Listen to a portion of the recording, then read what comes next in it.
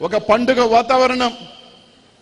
జగనన్న ఏదైతే 2019 తర్వాత తాను చేసిన కార్యక్రమాలు కానీ, ఏ విధంగా బీసీలు మైనారిటీ ఎస్సీ ఎస్టీలకి పదవులు కానీ పథకాలు కానీ స్వతంత్రం వచ్చిన తర్వాత ఏ ఒక్క ముఖ్యమంత్రి చేయని విధంగా చేసిన పనులన్నీ కూడా ఈరోజు ప్రతి ఒక్క ప్రాంతంలో, అటు ఇచ్చాపురం నుంచి కుప్పం దాకా, ఇటు కర్నూలు నుంచి తడదాకా తీసుకున్నా కూడా రోజుకి 3 ప్రాంతాల్లో సభలో హోరెత్తిస్తూ ఈరోజు ముందుకు వెళ్తుంటే ఎక్కడ చూసినా కూడా జగనన్నకి నీరాజనాలు పడతా ఉంటే ఈరోజు రేపు 2024 రాబోయే పండగ జూన్లో జగన్మోహన్ రెడ్డి గారి ప్రమాణ స్వీకారం ఇప్పటికే అర్థమైపోయినట్టుంది.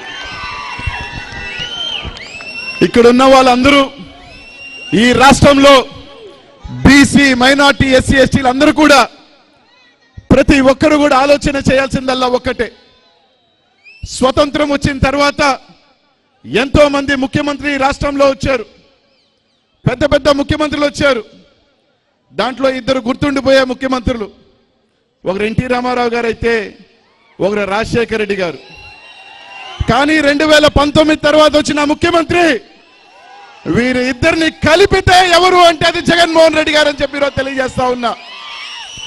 ఎందుకంటే 2019 ముందు కూడా బీసీలకు కొంతమందికి పదవులు వచ్చినాయి, మైనార్టీలకు కూడా అడపాదడపా పదవులు వచ్చినాయి, ఎస్సీ ఎస్టీలకు అంటే రిజర్వేషన్లు ఉన్నాయి కాబట్టి తప్పక పదవులు వచ్చినాయి.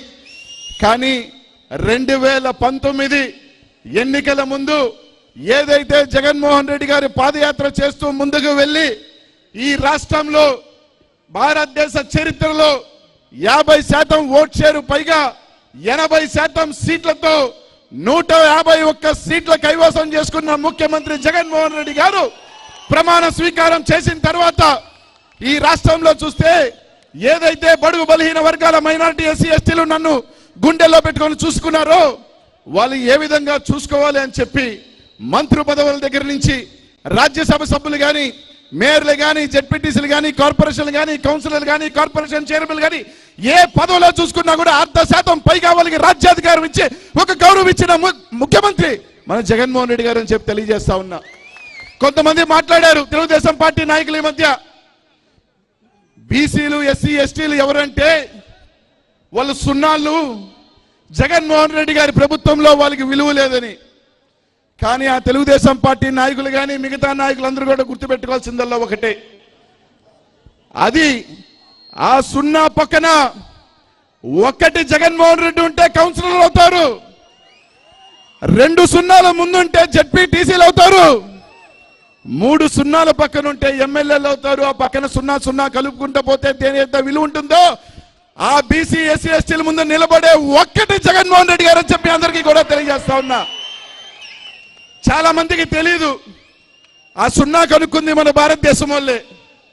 ఆ 0 మీ దగ్గర ఉంటే విలువ లేదేమో, కానీ జగన్మోహన్ రెడ్డి దగ్గర కానీ విలువ ఉంటే వజ్రాల్లాగా చూసుకునే వ్యక్తి జగన్మోహన్ రెడ్డి గారు అని చెప్పి తెలియజేస్తా ఉన్నా. ఈరోజు ఇక్కడ మహిళా తల్లులు కూడా ఉన్నారమ్మా. ఆలోచన చేయండి మీరందరూ కూడా. 2024లో ఎన్నికలకు వస్తా ఉన్నారు. జగన్మోహన్ రెడ్డి గారు పథకాలు ఇచ్చినప్పుడు మాత్రం ఏం మాట్లాడారు? ఈ రాష్ట్రంలో జగన్మోహన్ రెడ్డి పంచడం తప్ప ఏం చేయట్లేదని చెప్పారు. అదే ఎన్నికలు వచ్చే తలకే ఒక పప్పు మాట్లాడాడు, మీరు గుర్తుందో లేదో, లెక్కలు రాని పప్పు. ఒకరుంటే 15,000 ఇస్తా, 2 30,000 ఇస్తా, 3 90,000 ఇస్తానని మాట్లాడిన మహాప్రభువులంతా కూడా రేపు ముఖ్యమంత్రులు అవుతారని చెప్పి మాట్లాడే దుస్థితి ఈ రాష్ట్రంలో ఉంది. ఆలోచన చేయండి మీ అందరూ కూడా.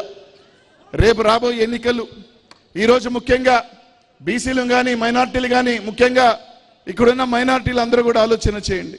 ఒక చిన్న పొరపాటు కూడా చేయొద్దు ఎవరు కూడా. ఎందుకంటే 1 ఓటు వెనక్కి పడితే మీ జీవితాలు, మన తలరాతలు 10 అడుగులు వెనక్కి పడతాయని చెప్పి మీ అందరూ కూడా ఆలోచన చేయండి. స్వతంత్రం వచ్చిన తర్వాత ఒక ఉప ముఖ్యమంత్రిగా ఈరోజు మన ముందున్నాడు. 4 శాసనసభ మండలిలో ఉన్నారు, 5 మంది శాసనసభ్యులు ఉన్నారు, అనేక మంది చైర్మన్లు ఈరోజు ముస్లింలకు వచ్చి రాజ్యాధికారం ఇచ్చిన జగన్మోహన్ రెడ్డి గారు రేపేమంటారంటే, ఏమన్నా చిన్న పొరపాటు జరిగితే ఇన్ని చేశాడా జగన్మోహన్ రెడ్డి గారు, ఎక్కడ ఓట్లు వేశారు వాళ్ళు, కాబట్టి మనకు ఇచ్చినా ఒకటే ఇవ్వకపోయినా ఒకటే అని చెప్పి మాట్లాడతారు. రేపు ఏ పదవి వచ్చి ఏ అధికారం వచ్చినా కూడా మనకి చేసే వాళ్ళు ఇంకా ఉండరు అని చెప్పి ఈరోజు అందరూ కూడా గుర్తు చేసుకోండి అని.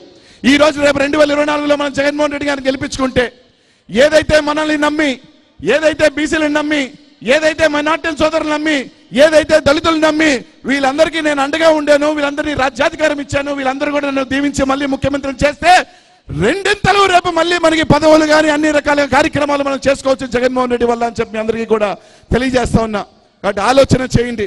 స్వతంత్రం వచ్చిన తర్వాత ఇన్ని అడుగులు మనకు ముందుకు తీసుకున్న జగన్మోహన్ రెడ్డిని చెయ్యి పట్టుకొని 2024లో మరోసారి ముఖ్యమంత్రి బిడ్డ మీద కూర్చోబెట్టుకుంటామా, లేకపోతే జగన్మోహన్ రెడ్డి గారి చెయ్యి వదిలేసి మన జీవితాలు వెనక్కి పోతాయా ఆలోచన చేయాల్సిన అవసరం ఈ రాష్ట్రంలో ఉన్న ప్రతి బీసీకి, ప్రతి మైనారిటీ మీద, ప్రతి దళిత మీద ఉందని చెప్పి తెలియజేస్తా ఉన్నా. ఈరోజు మీ అందరూ కూడా ఆలోచన చేయాలా. చాలా మంది మాట్లాడతారు, తెలుగుదేశం పార్టీలో ఉన్న నాయకులందరూ కూడా ఈ ముందు మాట్లాడుతూ ఉన్నారు, చూస్తూ ఉన్నాము కూడా. ఏమని మాట్లాడుతూ ఉన్నారంటే ఈరోజు రేపు మేము అయిపోతున్నాం, ఆరిపోయే దీపాలకి వెలుగు ఎక్కువ అంట. ఈ మధ్య ఎక్కువ విడిచిపడిపోతున్నాం, అయిపోయాం, మేము ముఖ్యమంత్రి అయిపోయాం, మంత్రులు పంచుకుంటున్నాం, అన్నీ పంచుకుంటున్నాం అనే పరిస్థితిలో తెలుగుదేశం పార్టీ ఈరోజు ఉంది.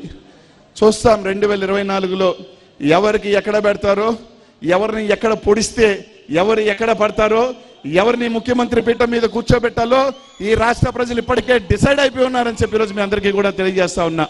ఇంకొక ఆయన పార్టీ పెడతాడు, దేనికి పార్టీ పెట్టాడో తెలియదు. ఎవడైనా పార్టీ ఎందుకు పెడతాడమ్మా?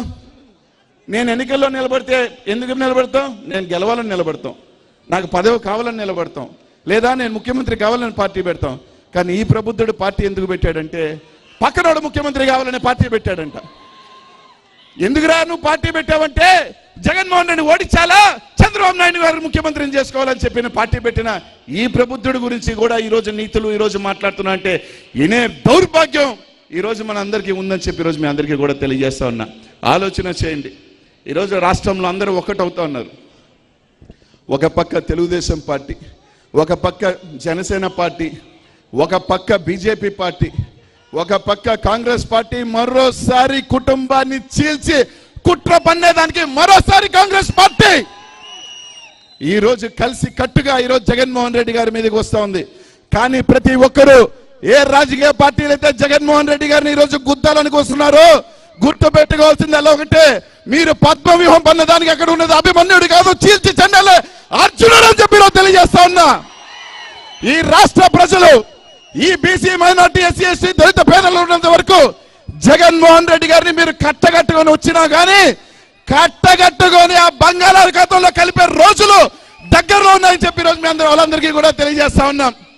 కాబట్టి ప్రతి ఒక్కరు కూడా ఆలోచన చేయండి. ఆ పప్పు మాట్లాడతాడు.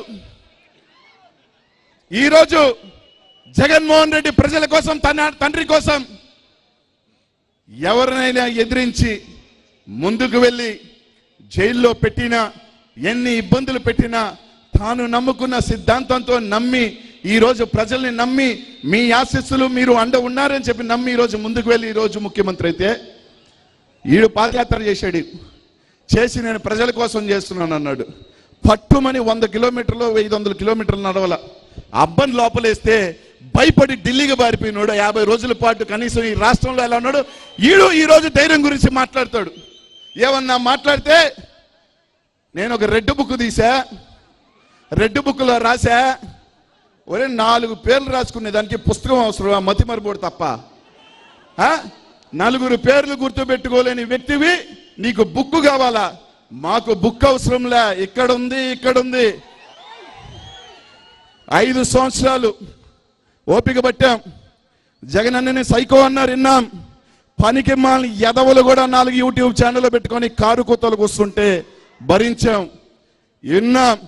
ఏదంటే అది మాట్లాడుతూ ఉంటే ఏమన్నా మాట్లాడితే రాజారెడ్డి ఇది రాజకీయం అంటారు, ఈగ అంటాడు, అదంటాడు, వాడు కొట్టాడంటాడు, వాడు నరికాడంటాడు. అన్ని ఓపికతో భరించాం, సహించాం. బిడ్డా నువ్వు రాసింది కాదు రెడ్ బుక్. జూన్ 10 లోపల జగనన్న ముఖ్యమంత్రి అవుతాడు. ఈ మధ్య సినిమా వచ్చింది, సీలు చూసినావు కదా, సీలు. ఎవడైతే మాట్లాడిండో రాసుకో, కనీసం లెక్క పెట్టుకోండి, దేవుణ్ణి ప్రార్థించండి. 10 మంది మీద అయినా సరే జగన్మోహన్ రెడ్డి సీలు వాళ్ళ గుండెల మీద లేవకపోతే, వాళ్ళ గుండెల మీద జగన్మోహన్ రెడ్డి సీలు వేయకపోతే, జగన్మోహన్ రెడ్డి సైనికులు కాదు బిడ్డ. నువ్వు రాసుకునేది రెడ్ బుక్ అయితే మేము ఇక్కడ రాసుకున్నాం, ఇక్కడ ఉన్నాయి, లెక్క పెట్టుకోండి. 10 పేర్లు, 10 చీటీలు ఎత్తి మరి అప్పుడు జగనన్న గమ్ముగున్నమన్నా కాముగున్నమన్నా వేస్తాం సీల్. అవసరమైతే అన్న కోసం లోపలికి వెళ్ళేదానికైనా సిద్ధంగా ఉండి జూన్ తర్వాత 10వ తర్వాత జగనన్న సీఎం అయిన తర్వాత నీ రెడ్ బుక్ కాదు బిడ్డ, సీల్ రాసుకో, వేస్తా. జగనన్న మీద పేరు పెట్టి, జగనన్న పేరు పెట్టి వేస్తాం. కారు కూతలు ఒకడు సైకో అంటాడు, ఇంకోటి రకరకాలు అంటాడు, ఇంకోటి రకరకాలు అంటే చేత కాక కాదు, చెయ్యలేక కాదు. జగన్మోహన్ రెడ్డి కనుసైగా చాలు బిడ్డ, ఎవ్వరు ఉండరు. మీరు కూడా మాకు చేతొచ్చు, అంతే తప్ప నచ్చినట్టు ఇష్టం వచ్చినట్టు మాట్లాడతారు. మాకు ఆవేశాలు ఉన్నాయి, మాకు కోపతాపాలు ఉన్నాయి, కానీ ఓపిక కూడా ఉంది. కాబట్టి ఆ పప్పుకు చెప్తున్నాను, 4 మాటలు మాట్లాడితే 4 రెడ్ బుక్కులు రాస్తే తడిసిపోయే ప్యాంట్లు వేసుకొని మేము లేవు. ఇక్కడ జగన్మోహన్ రెడ్డి అభిమానులు, జగన్మోహన్ రెడ్డి కోసం ఏం చేసేదానికి వచ్చి వేలాది మంది ఇక్కడ కాసుకో ఉన్నారు, సిద్ధంగా ఉన్నారని చెప్పి తెలియజేసుకుంటూ, ఇక్కడున్న ప్రతి ఒక్కరు కూడా ఆలోచన చేసి రేపు రాబోయే ఎన్నికల్లో శిల్పా కుటుంబం అందరికీ తెలుసు, డబ్బులు ఉండటం గొప్ప కాదు, చాలామందికి 1000 కోట్లు ఉన్నాయి. కానీ 10 మందికి మంచి చేసే గుణం, 10 మందికి పంచే గుణం కొద్ది మందికే ఉంటుంది. డబ్బులు ఎవరో నా ఇంటికి వస్తే డబ్బులు ఇచ్చి దులుపుకోవటం కాదు, అది ఎవరు కూడా చేస్తారు చాలామంది. కానీ కొన్ని సంస్థలు పెట్టి ఆ సంస్థని కొన్ని సంవత్సరాల పాటు నడపటం అనేది చాలా కష్టమైన పని. అట్లాంటి పనిని ఈ రాష్ట్రంలోనే ఎవరైనా చేస్తున్నారు అంటే అంత మంచి పని ఇన్ని సంవత్సరాలుగా అది ఖచ్చితంగా శిల్పా కుటుంబానికే చెందుతుందని చెప్పి తెలియజేస్తున్నాను. కాబట్టి అట్లాంటి కుటుంబాన్ని దూరం చేసుకోవద్దు. నంద్యాలలో వైఎస్ఆర్సీపీకి సంబంధించిన ప్రతి నాయకుడికి 2019-17 ముందున్న వైసీపీ నాయకులందరికీ కూడా ఈ నియోజకవర్గానికి సంబంధించి ప్రత్యేకమైన అనుబంధం ఉంది అని చెప్పి ఈరోజు తెలియజేస్తా ఉన్నా. నిజంగా చెప్పాలి అంటే నేను ఎక్కడి నుంచి మాట్లాడుతున్నానో ఆ 3 డివిజన్లు కూడా ఎన్నికలప్పుడు నేను ఇన్ఛార్జిగా వ్యవహరించిన డివిజన్లు 40, 41, నాకు తెలిసి 42కు సంబంధించిన ఆ 3 డివిజన్లకు సంబంధించి ఇన్ఛార్జిగా ఉన్నాను. దాదాపు 15 రోజుల పాటు ఈ 2 వీధుల్లోనే అనుకుంటా మొత్తం తిరిగి నాకు మా అందరికీ కూడా ఇక్కడ అనుబంధం. Please subscribe .news.